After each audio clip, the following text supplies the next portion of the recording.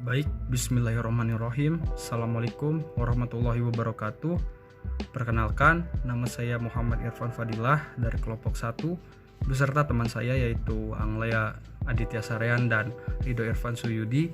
Di sini saya akan menjelaskan tentang menciptakan kepuasan dan kesetiaan dari pelanggan bisnis kita. Pertama, saya akan menjelaskan apa sih yang melatar belakangi kami membuat ini. Yang melatar belakangi kami membuat perencanaan ini yaitu pemasaran. Bagaimana pemasaran kita berhasil dan bisa menciptakan kepuasan dari seorang pelanggan. Jadi seperti ini.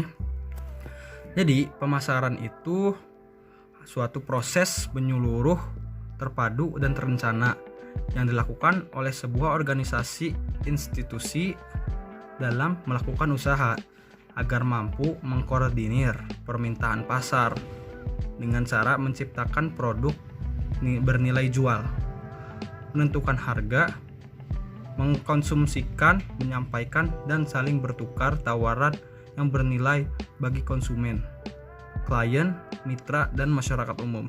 Jadi secara sederhana definisi pemasaran itu lebih diidentikan dengan proses pengenalan produk atau layanan kepada konsumen yang potensial. Jadi di sini sebelum kita memasarkan, konsumen kita harus tahu produk apa yang kita buat.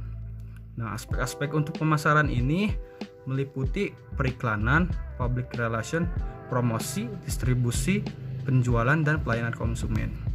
Nah, pada umumnya proses pemasaran produk atau layanan itu dilakukan dengan mengkolaborasikan 4 hal. Nah, pertama yaitu produk.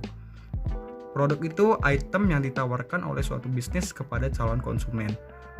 Kedua, harga, yaitu berapa nilai yang dipatok untuk suatu bisnis, produk atau layanan yang ditawarkan. Ketiga, tempat.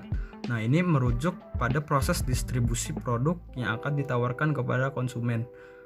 Terakhir, promosi, yaitu kegiatan komunikasi yang dilakukan untuk menyampaikan informasi mengenai karakteristik dan manfaat produk layanan kepada calon konsumen.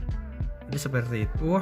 Untuk selanjutnya, bagaimana cara kita menjaga kesetiaan pelanggan akan dibahas oleh teman saya selanjutnya. Oke.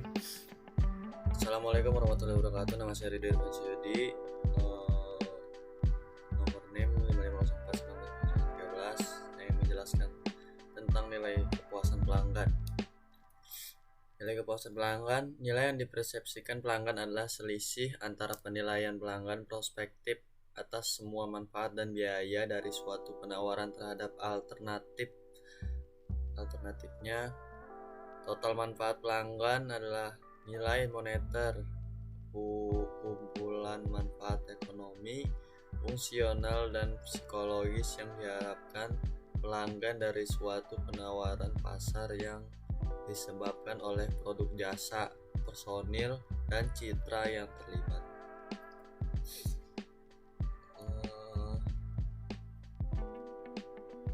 Total biaya pelanggan adalah kumpulan biaya yang dipersepsikan yang diharapkan pelanggan untuk dikeluarkan dalam mengevaluasi, mendapatkan, menggunakan, dan menyingkirkan suatu penawaran pasar, termasuk biaya moneter, waktu, energi, dan psikologis.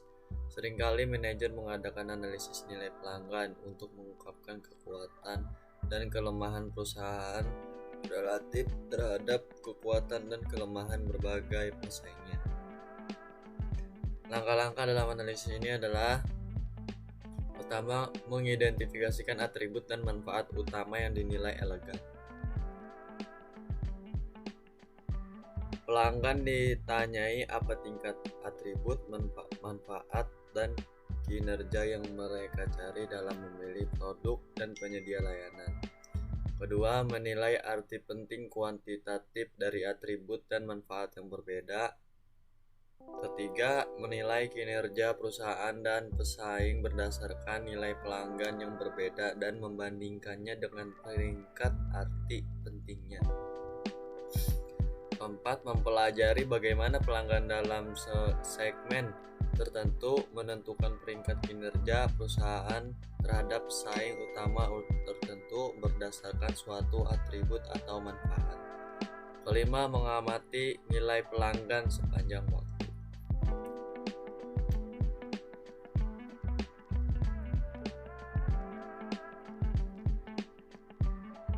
Baik, terima kasih. Assalamualaikum warahmatullahi wabarakatuh.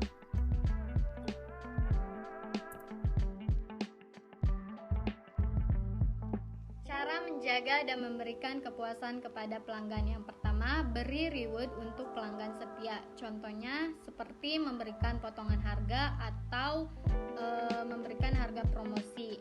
Yang kedua, cepat tanggap dan ramah dalam melayani konsumen. Kita sebagai seorang pedagang, tentunya kita harus bisa melayani konsumen kita dengan baik dan ramah agar si konsumen tersebut merasakan nyaman saat berbelanja di kita.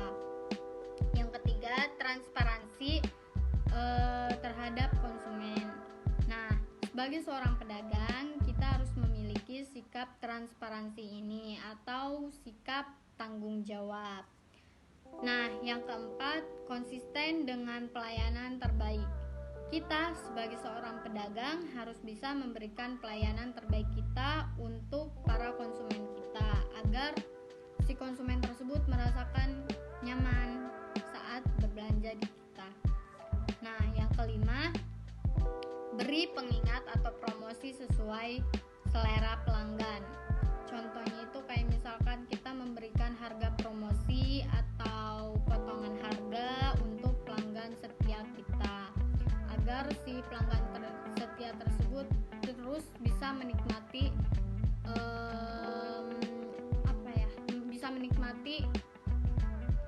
dan merasakan kepuasan saat berbelanja di kita. Nah, yang keenam, buat loyalty program. Jadi kesimpulannya, pemasaran produk pada minuman kopi kemasan ini dalam suatu usaha memiliki peranan yang sangat penting dalam rangka mengenalkan produk dan meningkatkan penjualan.